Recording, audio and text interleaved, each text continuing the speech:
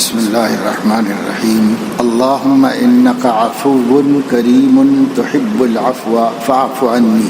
سنن ترمذی کتاب الدعوات میں یہ حدیث موجود ہے۔ اے اللہ، آپ بہت معاف کرنے والے ہیں، کرم کرنے والے ہیں، معاف کرنے کو محبوب رکھتے ہیں، پس مجھے بھی معاف کر دیجیے۔ یہاں عفو اسم مبالغہ ہے۔ انک عفو کی شرح میں ملا علی قاری محدث عظیم نے لکھا ہے انک عفو اے انت کثیر العفو، آپ بہت معاف کرنے والے ہیں۔ کثیر العفو تو آپ ہیں، لیکن بعض وقت کثیر العفو کو بھی بار بار معاف کرنے سے تکلیف ہو سکتی ہے کہ میں نے اتنی مرتبہ معاف کیا مگر یہ پھر بھی باز نہیں آتا، لہذا حضور علیہ الصلاۃ والسلام نے امت کو سکھایا کہ تم اللہ سے عفو کے بعد تحب العفو بھی کہو۔ کیوں؟ میں اللہ کا مزاج سمجھتا ہوں، اللہ کا مجھ سے بڑھ کر مزاج شناس کائنات میں کوئی نہ تھا، نہ ہے، نہ آئندہ ہوگا کہ آپ کثیر العفو ہی نہیں، صرف بہت زیادہ معاف کرنے والے ہی نہیں ہیں بلکہ معاف کرنے کو محبوب بھی رکھتے ہیں۔ کریمن کی شرح اور کریمن کے معنی ہیں کہ جو نالائق ہیں، گناہ کرتے کرتے نہایت ہی زیادہ بغیرت ہو چکے ہیں اور قانونی طور پر وہ معافی کے اہل نہیں رہے، لیکن آپ نالائقوں کو بھی معاف کرنے پر قادر ہیں۔ الکریم هو الذی یعطی بدون الاستحقاق، ہمارا حق نہیں بنتا مگر آپ اپنی رحمت و مہربانی سے ہم کو محروم نہیں فرمائیے۔ شیخ الحدیث مولانا زکریا صاحب رحمۃ اللہ علیہ کا جب انتقال ہو رہا تھا تو وہ یہی نام یعنی یا کریم لیتے لیتے دنیا سے چلے گئے۔ تو کریم کی 4 تعریفوں کا استحضار رکھیے۔ نمبر 1 الذی یعطی بدون الاستحقاق، کریم اس کو کہتے ہیں جو نالائقوں کو بھی معاف کر دے۔ نمبر 2 الذی یتفضل علینا ولا یخاف نفاد ما عنده، کریم وہ ہے جو اتنی مہربانی کرے ہم پر اور اتنی عطا کرے کہ اس کے ختم ہونے کا اس کو اندیشہ نہ ہو، یعنی جو غیر محدود خزانہ رکھتا ہو۔ نمبر 3 الذی یتفضل علینا بدون مسألۃ ولا سؤال، کریم وہ ہے جو بندے پر مہربانی کرتا ہے بغیر مانگے، بغیر سوال کیے، جو بن مانگے دیتا ہے، بغیر سوال کے بھی مہربانی کرتا ہے۔ کیا ہم لوگوں نے عالم ارواح میں اللہ میاں کو درخواست پیش کی تھی کہ ہم کو مسلمان گھرانے میں پیدا کریں؟ کیا یہ مالک کا کرم نہیں ہے کہ ہم کو مسلمان پیدا کیا؟ اگر یہودی یا ہندو کے یہاں پیدا ہوتے تو رام نارائن ہوتے، مسٹر چندر پرکاش یا سیتا رام ہوتے۔ ایک دفعہ الہ آباد میں ایک مشاعرہ ہوا، مشاعرے کے صدر کا نام سیتا رام تھا۔ اکبر الہ آبادی بڑے ظریف الطبع شاعر تھے، انہوں نے ایسا شعر کہا کہ سیتا رام مارے شرم کے اسٹیج چھوڑ کر چپکے سے کھسک گیا۔ وہ شعر تھا نر ہے یا مادہ عجب ترکیب ہے اس نام کی، کچھ حقیقت ہی نہیں کھلتی ہے سیتا رام کی۔ تو سیتا عورت کا نام ہے اور رام مرد۔ کریمن کی 4تھی تعریف ہے الذی یتفضل علینا فوق ما نتمنى به، جو ہماری تمناؤں سے زیادہ دیتا ہے۔ مانگی تھی 1 بوتل شہد، دے دی 2.5 من کی مشق۔ جب کوئی حج عمرہ کرنے جاتا ہے تو میں یہ سکھاتا ہوں کہ اللہم انک عفو کریم ضرور پڑھنا، کیونکہ بادشاہوں کے یہاں جب لوگ جاتے ہیں تو بادشاہ کی پسند ناپسند کا علم اس کے قریب والوں سے ہوتا ہے۔ تو اللہ تعالیٰ کو کیا چیز پسند ہے وہ ہمیں ترمذی شریف کی اس حدیث میں حضور علیہ السلام سے مل گئی کہ جب کعبہ شریف جاؤ حج کرنے یا عمرہ کرنے تو اللہم انک عفو کریم تحب العفو فاعف عنا زیادہ پڑھو۔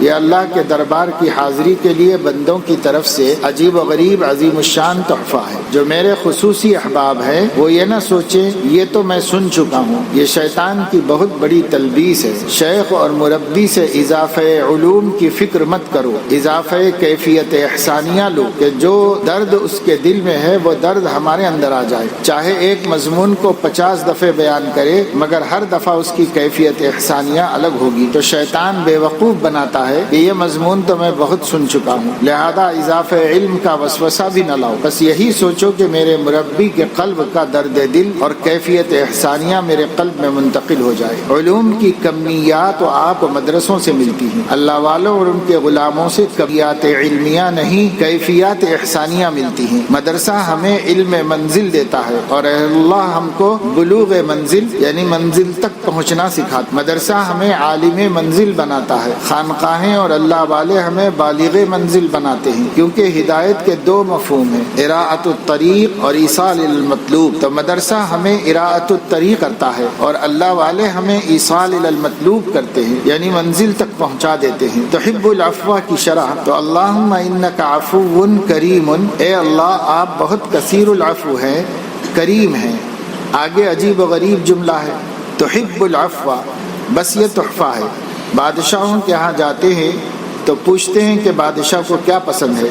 اب حضور صلی اللہ علیہ وسلم کی اس حدیث سے بڑھ کر ہم اللہ کے قابل محبوب تحفہ کہاں سے لاتے؟ سرور عالم صلی اللہ علیہ وسلم نے ہم پر احسان فرمایا اور احسان فرمایا کہ مزاج الوہیت کی صحیح نشاندہی اور معرفت حاصل کر کے امت کو بتا دیا کہ تم اللہ کو یہ تحفہ دیا کرو، اللہ کے لائق تمہارے پاس کچھ نہیں ہے، بس یہ کہو کہ تحب العفو، آپ کا محبوب تحفہ یہ ہے کہ جب آپ کسی بندے کو معافی دیتے ہیں تو معافی دینے کا عمل آپ کو بہت محبوب ہے۔ جب معاف کرنا آپ کا محبوب مشغلہ ہے، محبوب شکار ہے، محبوب عمل ہے، تو پھر محبوب عمل میں آپ دیر نہ کیجیے۔ فاعف عنی، اس میں فائے تعقیبیہ ہے، یعنی بس جلدی سے معاف کر دیجیے، کیونکہ شکار کا شوقین سامنے آنے پر اس کو شکار کرنے میں تاخیر نہیں کرتا۔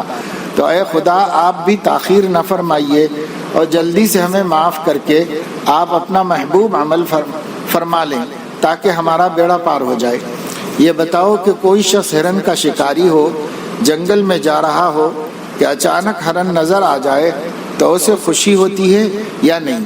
تو جب کعبہ شریف جاؤ تو اللہ تعالیٰ سے یہی کہو کہ آپ کو اپنے محبوب عمل یعنی معافی دینے کے لیے شکار کو تلاش کرنے کی ضرورت نہیں، ہم خود ہی اپنے گناہوں کی گٹھری لے کر حاضر ہو گئے ہیں، آپ اپنی رحمت سے ہم کو معاف کر دیجئے۔ یہ دعا اپنے ملکوں میں بھی کر سکتے ہیں کہ اے اللہ یہاں بھی اپنا محبوب عمل جاری فرما دیجئے۔ تحب العفو کی شرح میں ملا علی قاری محدث عظیم فرماتے ہیں، انت تحب ظہور صفت العفو علی عبادک، آپ اپنے بندوں پر اپنے ظہور معافی کی صفت کو محبوب رکھتے ہیں۔ فاعف عنی، تو اس صفت کے ظہور میں آپ بالکل تاخیر نہ فرمائیے، اپنے کرم سے جلدی سے معاف فرما دیجئے کہ آپ کا محبوب عمل ہو جائے اور ہمارا کام ہو جائے۔ اس دعا کو یاد کر لو، حج ہو، عمرہ ہو، جنگل ہو، میدان ہو، اپنا گھر ہو، اس کو ضرور مانگو، انشاءاللہ کام بن جائے گا۔ اللہم انک عفو کریم تحب العفو فاعف عنی۔ اب ایک صحابی کا قصہ سنیے جن سے شیطان نے تہجد کی نماز قضا کرا دی تھی۔ جب شیطان نے دیکھا کہ میں نے ان کی تہجد کی نماز چھڑا دی اور یہ اس کے غم میں اتنا روئے اور 8-10 رکعت جو روزانہ پڑھتے تھے وہ بھی ادا کی، تو قضا بھی ادا ہو گئی اور ان کے آنسوؤں نے مستزاز ہو کر مجھے تباہ کر دیا۔ میرا مقصد تھا کہ یہ تہجد نہ پڑھیں، اللہ سے کچھ دور ہو جائیں، مگر ان کی اشکبار آنکھوں نے تو ان کو کہاں سے کہاں پہنچا دیا۔ ہمارا کاروبار اور بزنس لاس میں گیا۔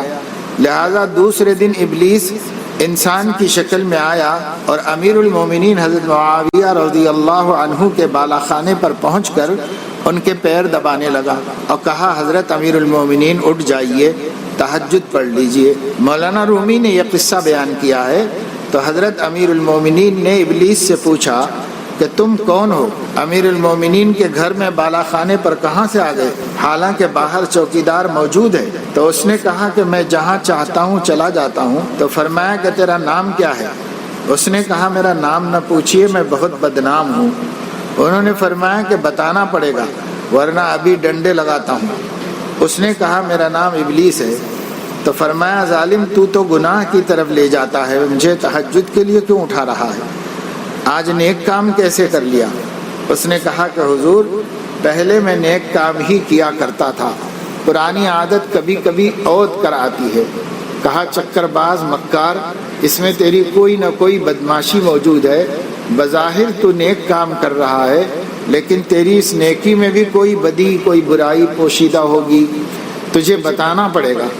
تو اس نے کہا کہ اچھا جب آپ اتنا مجبور کرتے ہیں تو بتاتا ہوں کہ اس نیکی میں میری برائی کی نیت ہے، کیونکہ کل میں نے آپ کی تہجد قضا کرائی تو آپ نے تہجد کی قضا تو ادا کی مگر اللہ سے ندامت کے ساتھ اتنا زیادہ روئے کہ میں نے آپ کا مقام دیکھا کہ آپ انتہائی عروج پر پہنچ گئے ہیں، تو میں نے آپ سوچا کہ آپ زیادہ اور اونچے نہ جائیں، تھوڑا نیچے ہی رہیں۔ ملا علی قاری نے شرح مشکات میں لکھا ہے کہ بعض وقت شیطان بڑی نیکی سے چھڑا کر چھوٹی نیکی میں لگا دیتا ہے، جیسے کوئی اللہ والا آیا یا بزرگ آیا ہے یا شیخ آیا ہے، اب وہ اپنی الگ عبادت اور نفلوں میں لگا رہتا ہے کہ تم یہی آہوزاری کرو، اب وہ مسجد میں الگ کہیں کونے میں تلاوت کر رہے ہیں اور وہاں بیان ہو رہا ہے، یہ جہالت کی بات ہے۔ حدیث شریف میں ہے کہ دین کے ایک مسئلہ سیکھ لینے کا ثواب 100 رکعات کے برابر ہے اور ایک مضمون سیکھ لینے کا ثواب 1000 رکعات کے برابر ہے۔ مفتی اعظم پاکستان مفتی شفیع صاحب رحمۃ اللہ علیہ نے حکیم الامت رحمہ اللہ سے عرض کیا کہ شاعر نے کہا ہے، یک زمانہ صحبت با اولیاء بہتر از 100 سالہ طاعت بیریا، تو کیا واقعی اللہ والوں کے پاس بیٹھنا 100 برس کی اخلاص کی عبادت سے افضل ہے؟ حکیم الامت نے فرمایا کہ آپ کو تعجب کیوں ہو رہا ہے؟ اللہ والوں کے پاس تھوڑی دیر بیٹھنا 100 سال کی عبادت سے بہتر ہے۔ یہ شاعر نے کم بیان کر دیا ہے، میں کہتا تو بہتر از 1,00,000 سالہ طاعت بیریا کہتا۔ اللہ والوں کے پاس تھوڑی دیر بیٹھنا 1,00,000 سال کی عبادت سے افضل ہے، اور اس کی وجہ یہ ہے کہ شیطان نے لاکھوں سال عبادت کی تھی مگر کثرت عبادت سے دائرہ مردودیت سے نہیں بچ سکا، دائرہ اسلام سے اس کا خروج ہو گیا۔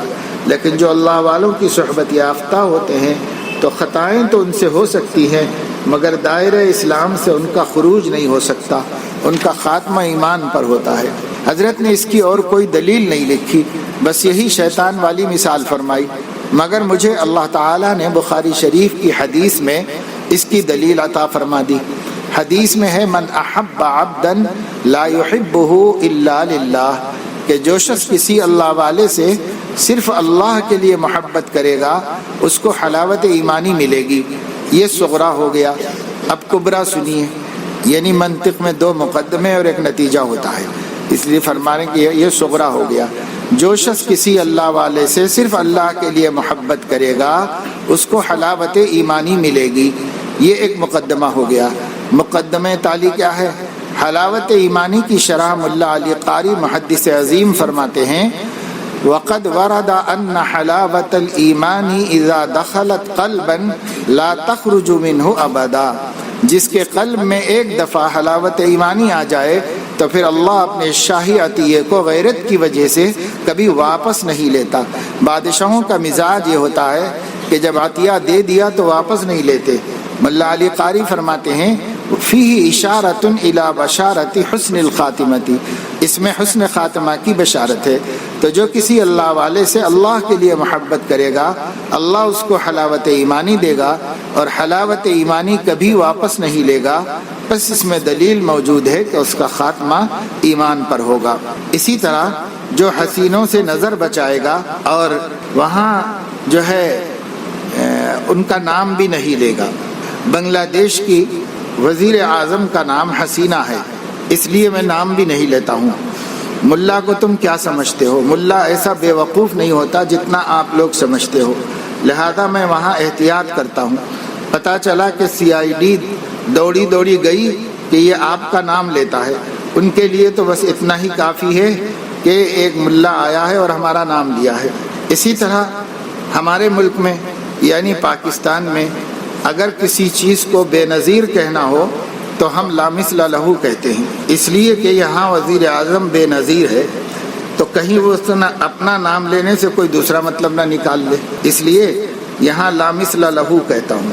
میں ہندوستان میں کافر کے لفظ کے بجائے غیر مسلم کہتا ہوں۔ بزرگوں کی صحبت سے عقل میں روشنی اور ادب آتی ہے۔ تو عرض کر دیا کہ اللہ سے معافی مانگنے کے لیے بخاری شریف کی یہ دعا یاد کر لو تاکہ میرا سفر وصول ہو جائے۔ اس کو میرے ساتھ 3 دفعے پڑھ لو۔ اللہم انکا عفو کریم تحب العفو فاعف عنی، اللہم انکا عفو کریم تحب العفو فاعف عنی، اللہم انکا عفو کریم تحب العفو فاعف عنی۔ اب بھی اگر کسی کو یاد نہ ہو تو مولانا یونس پٹیل سے پوچھ لو۔ خلاصہ عرض کرتا ہوں کہ ایک دن موت آنی ہے یا نہیں، اس میں شک ہے؟ کسی کافر یہودی ہندو کو بھی شک نہیں۔ تو جب جنازہ قبرستان جائے گا تو آپ کے ساتھ سموسہ پاپڑ جائے گا کیا؟ آپ کی مرغوبات اور آپ کے قالین جائیں گے؟ صوفے، موبائل، مرسیڈیز، کرنسی، معشوقات، معشوقیاں جائیں گی؟ دل کے بہلانے کا کوئی سامان قبر میں جائے گا؟ نمکین شکلیں جائیں گی؟ تو اس دن کے لیے ہمیں ابھی سے فکر کرنی چاہیے، جن سے ہمیں چھوٹنا ہے ہم پہلے ہی ان سے کیوں نہ چھوٹ جائیں، جن سے ہمیں چھوٹنا ہے ہم پہلے ہی ان سے کیوں نہ چھوٹ جائیں۔ اس وقت تو چھوڑنا ہی پڑے گا جب موت آئے گی۔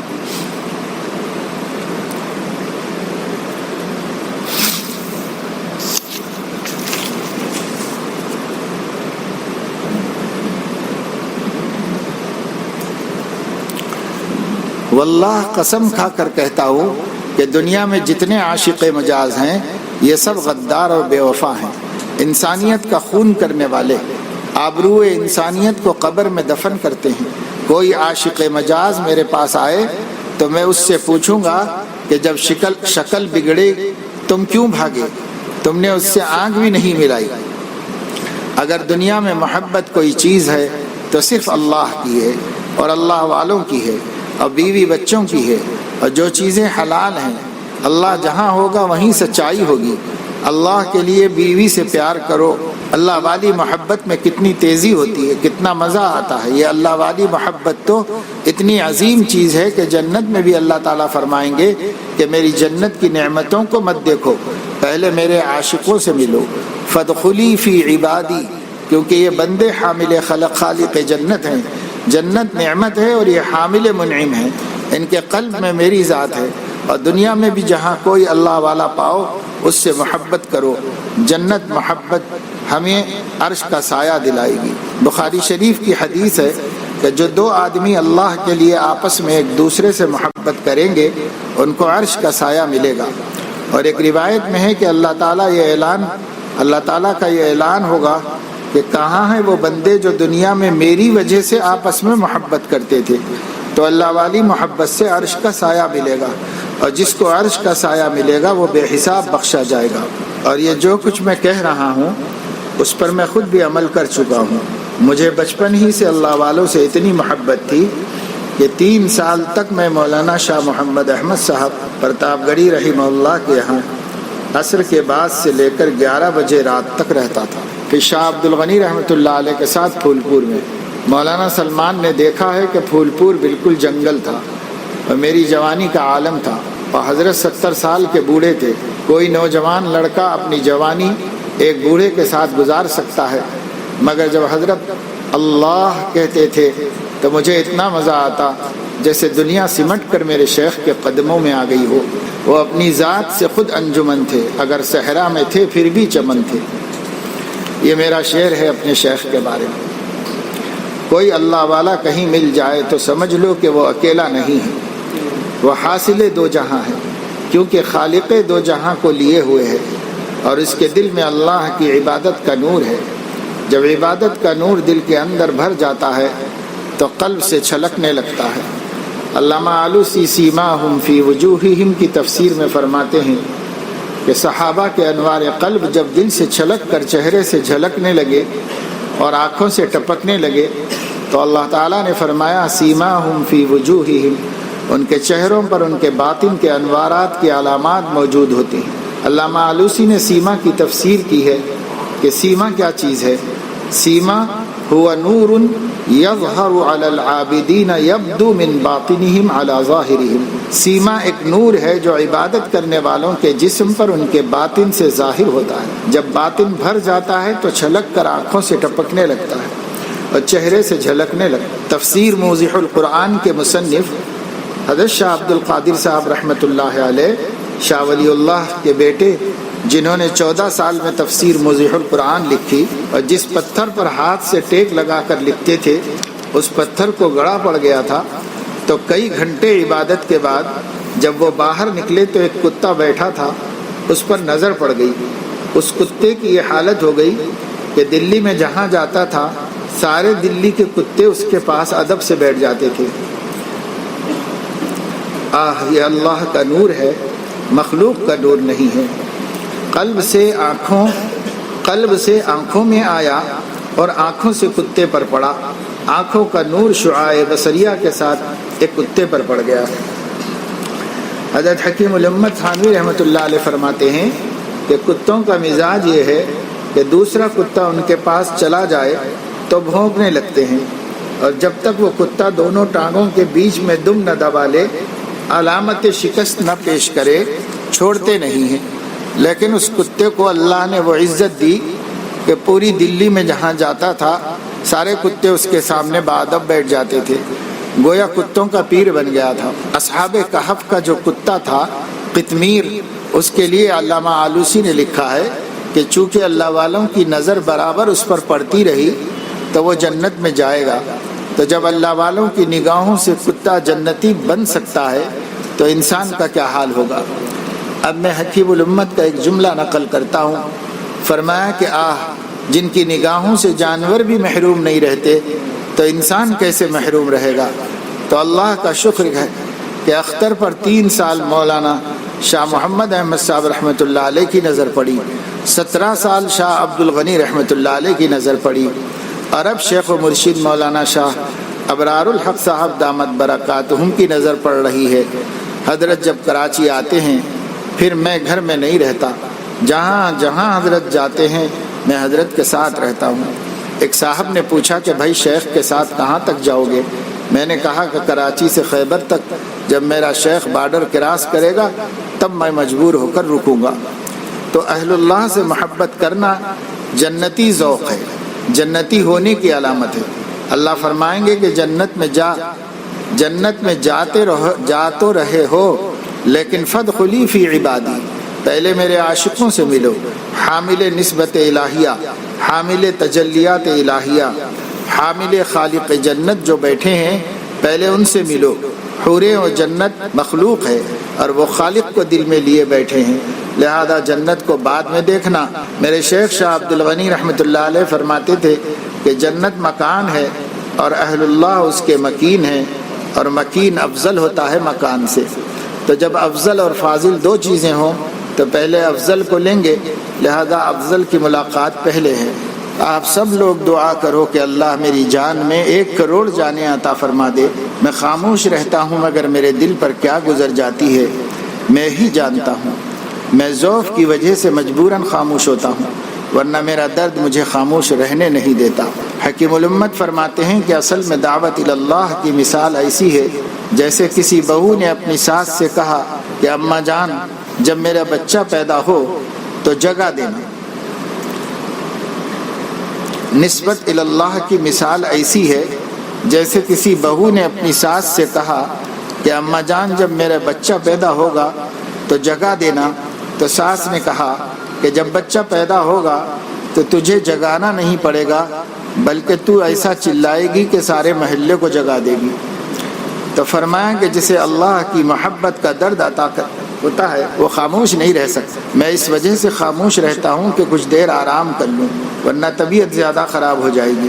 تو میں آپ لوگوں سے یہ دعا چاہتا ہوں کہ اللہ تعالیٰ میری جان ناتواں کو 1 کروڑ جان توانا نصیب فرمائے اور اپنی راہ پر فدا کرنے کی سعادت نصیب فرمائے۔ واللہ کہتا ہوں کہ جو سانس اللہ تعالیٰ پر فدا ہو تو شکر ادا کرو کہ آپ کی زندگی سوارت ہو گئی۔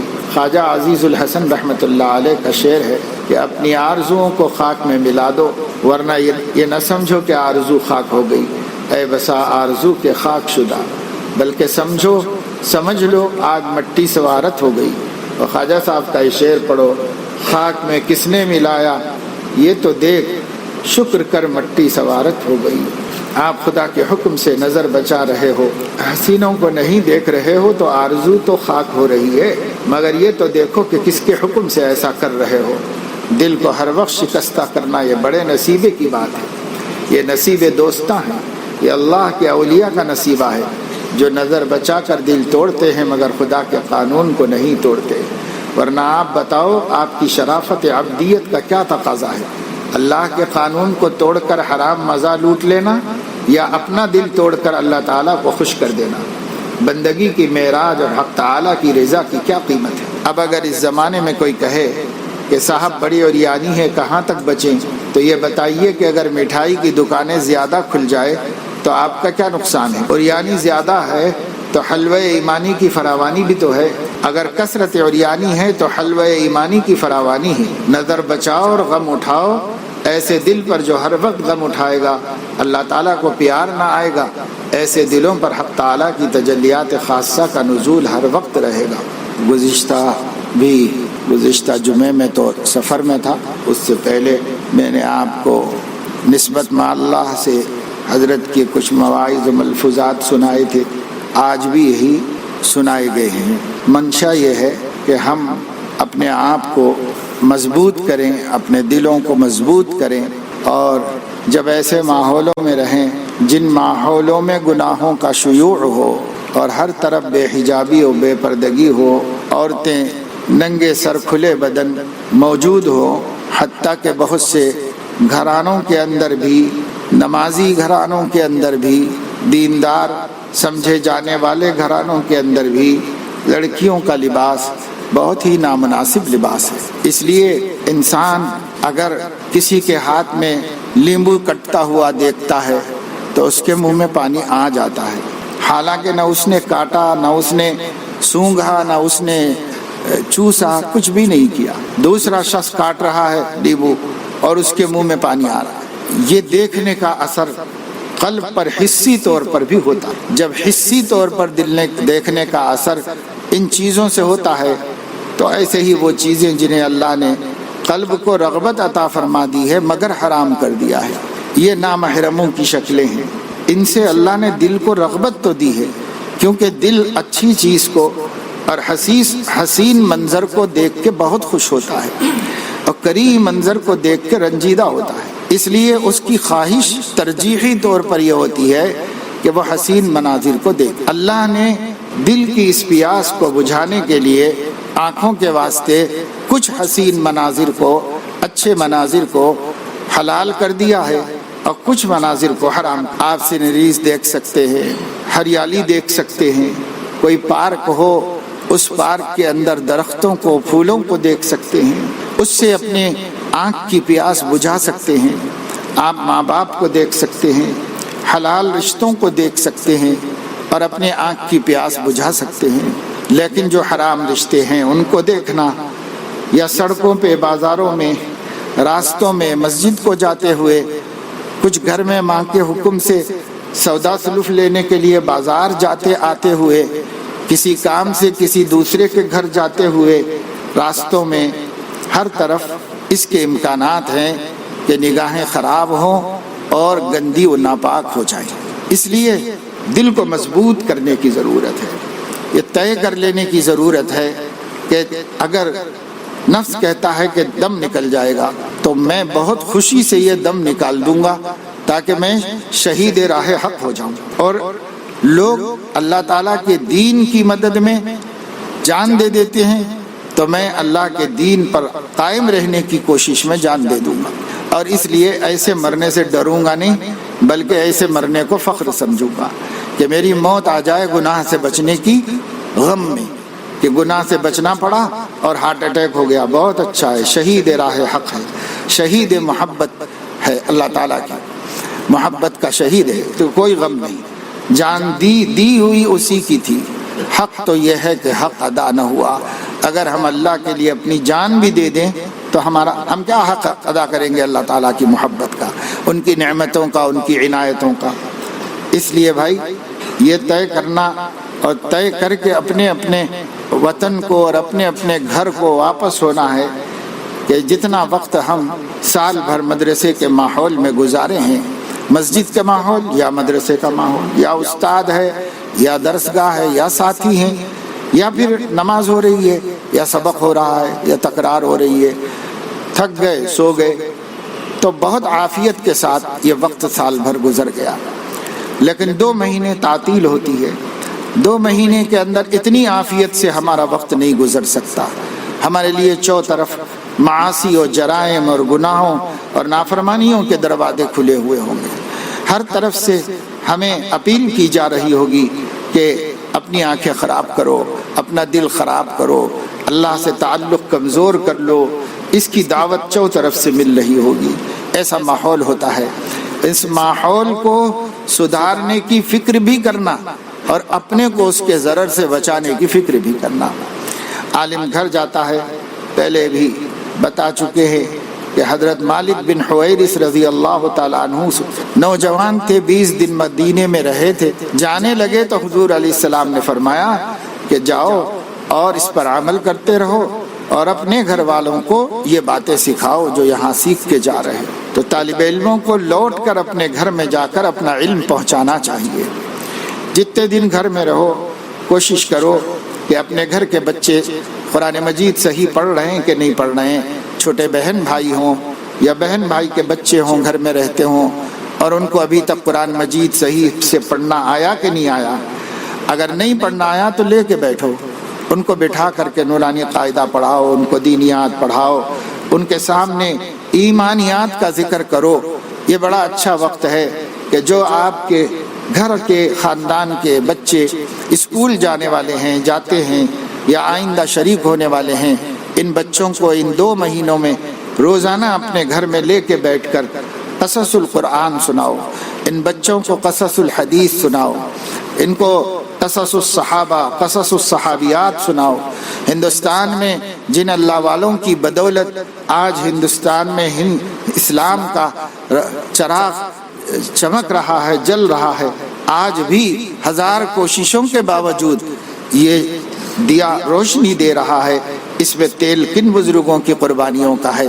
ان اللہ والوں کا حالات بچوں کو بتاؤ، ان کو کہانیوں کے ٹائپ میں آسان عام فہم انداز میں خواجہ معین الدین اجمیری، خواجہ قطب الدین بختیار کاکی، خواجہ فرید الدین گنج شکر، سلطان الاولیاء نظام الدین دہلوی، نصیر الدین چراغ دہلوی، حضرت مولانا خواجہ کرامت علی رحمۃ اللہ علیہ اور صابر کلیری رحمۃ اللہ علیہ، مخدوم جہانیہ، ان سب بزرگوں کے واقعات پڑھو۔ اگر آپ کے ذہن میں نہیں موجود ہے تو تاریخ دعوت و عزیمت کی 5 جلدوں میں سے ایک جلد، غالباً تیسری جلد یا اس کے بعد والی کوئی ایک جلد ہندوستان کے اولیاء اللہ کے تعارف اور تاریخ پر مشتمل ہے، اس میں پڑھو۔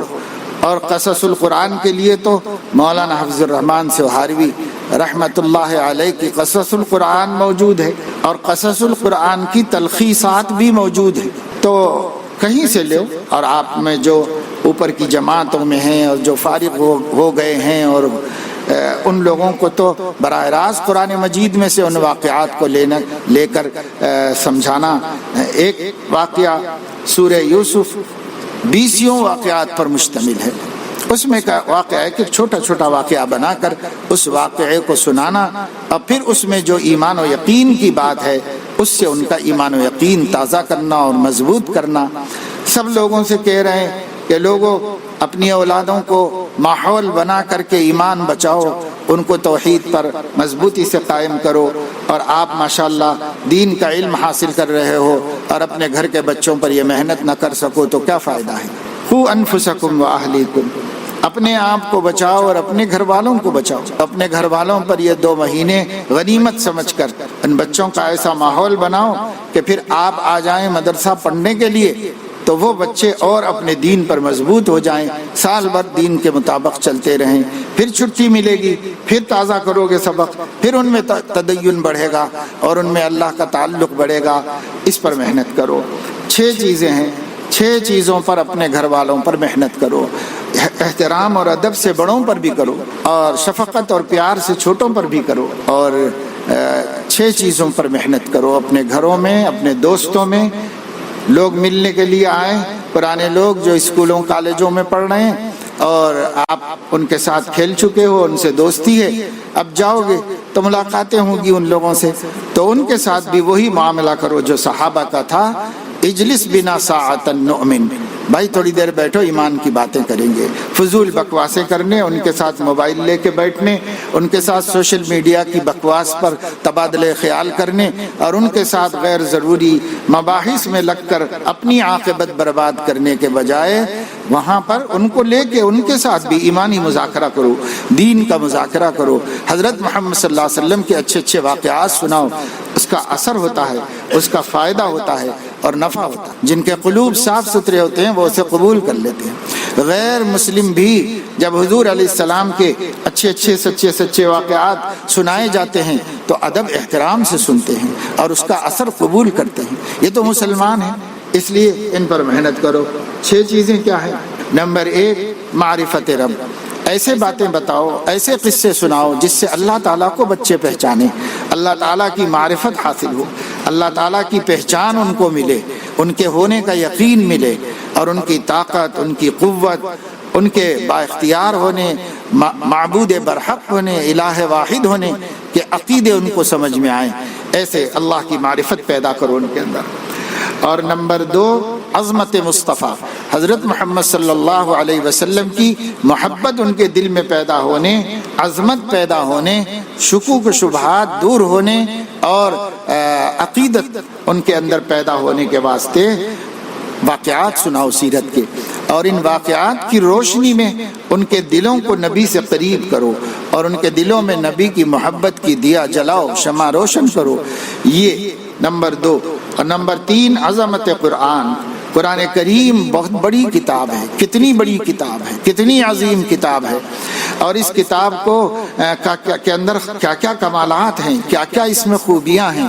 اس کتاب کو اتنا بچوں کو سمجھاؤ کہ اس عمر ہی سے، چھوٹی عمر ہی سے ان کو اللہ کی کتاب کو سمجھنے کا شوق پیدا ہو جائے اور اللہ کی کتاب کے پڑھنے کا ذوق پیدا ہو جائے۔ یہ قرآن کی عظمت۔ تو 3 باتیں ہو گئی، معرفت رب اور حب رسول اور عظمت قرآن، یہ 3 چیزیں۔ اور 3 چیزیں عقیدے سے متعلق، یہ بھی عقیدہ ہے لیکن اس کے ساتھ ساتھ کیفیت بھی پیدا ہوتی اور عمل بھی پیدا ہوگا۔ لیکن عقیدہ محض ماننے کی چیز ہوتی ہے، عمل سے اس کا تعلق نہیں ہوتا۔ تو عقیدوں میں سے 3 عقیدوں پر محنت کرو، یعنی عقیدہ توحید، عقیدہ رسالت اور عقیدہ آخرت۔ توحید کا مفہوم کیا ہے؟ توحید کا مطلب کیا ہے؟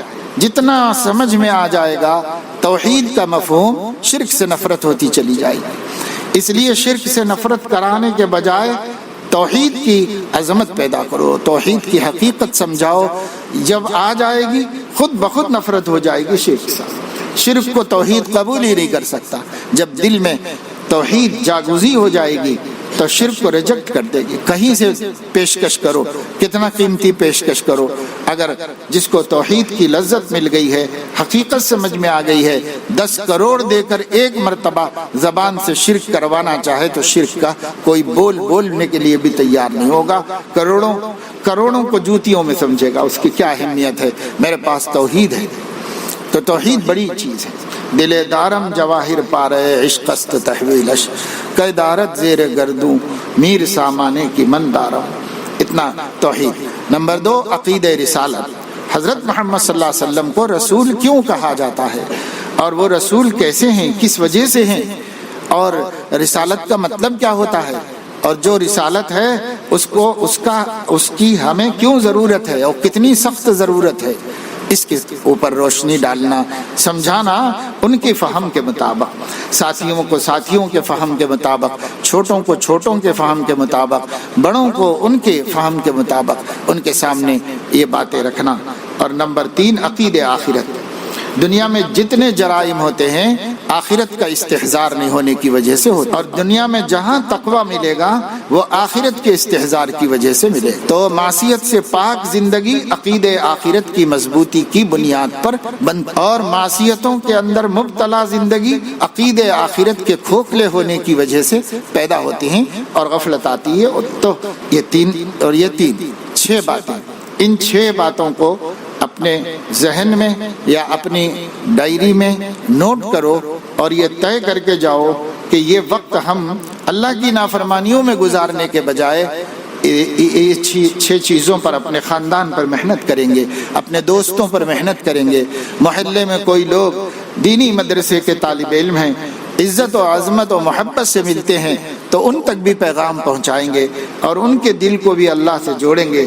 تو برائے وصل کردن آمدی، نے برائے فصل کردن آمدی۔ اللہ تعالیٰ نے موسیٰ علیہ السلام سے فرمایا، موسیٰ میں نے تم کو بندوں کو مجھ سے جوڑنے کے لیے بھیجا تھا، مجھ سے دور کرنے کے لیے نہیں بھیجا۔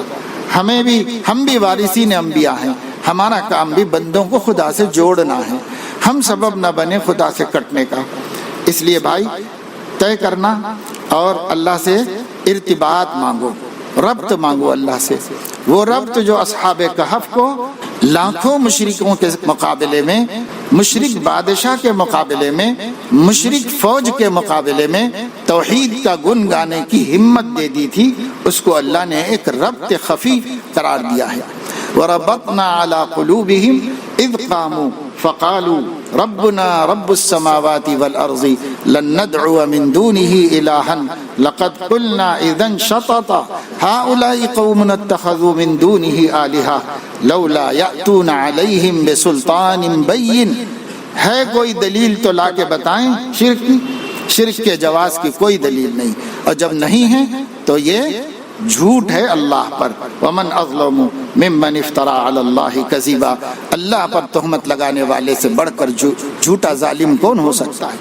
تو ایسی زبردست تقریر 1 منٹ کے اندر توحید کا اثبات اور شرک کا انکار، ان 3، 5 یا 7 نوجوانوں نے لاکھوں مشرکوں کے مقابلے میں ڈٹ کر بادشاہ کے سامنے کھڑے ہو کر کہی۔ کیسے کہی؟ تو ربطنا علی قلوبہم، ہم نے ان کے دل کو مضبوط کر دیا تھا، ہم نے اپنے دل کو اپنی تائید دے دی تھی، جس کی وجہ سے جو قوت اللہ تعالیٰ کی ہے وہ غیر مغلوب قوت ان کے دل کے اندر آ گئی تھی، اور اس غیر مغلوب قوت سے وہ غالب آ گئے اور مغلوب نہیں ہوئے۔